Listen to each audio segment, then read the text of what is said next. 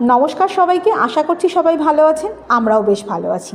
কাল ছিল 12ই জানুয়ারি 2025, স্বামী বিবেকানন্দের 163তম জন্মশতবার্ষিকী। কালকের দিনটি যুব দিবস নামেও পরিচিত। আমাদের বাড়ির সামনে দিয়ে একটা স্কুলের অনেক লম্বা প্রসেশন যাচ্ছিল। আমি ছাদ থেকে তার কিছু ক্লিপিং তুলেছি, যদিও খুব একটা ভালো করে তুলতে পারিনি, যতটা পেরেছি তুলেছি, সেইটাই একটু আপনাদের দেখাচ্ছি। আর তার সাথে স্বামীজির কিছু বাণী আপনাদেরকে শোনাই। স্বামীজি বলতেন, সত্যের জন্য সব কিছুকে ত্যাগ করা যায়, কিন্তু কোনো কিছুর জন্যই সত্যকে ত্যাগ করা চলে না। Believe in your self and the world will be at your feet. স্বামীজির এই বাণীগুলো কিন্তু আমাদের প্রত্যেকটা সমাজকে, শুধুমাত্র যুব সমাজকে না, সমাজের প্রত্যেকটা শ্রেণীর মানুষকে উদ্বুদ্ধ করে।